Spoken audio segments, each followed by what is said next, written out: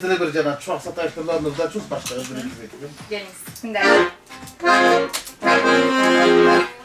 Yolkunuzda Jor Keniş'in deputatı Skel Monbek Fagay hazırlaydı. Sevgili tırmanlar doğuş beruvçin 77-98 sandalyede dayadan tursanızlar bu dal şu roundda biz doğuşamız.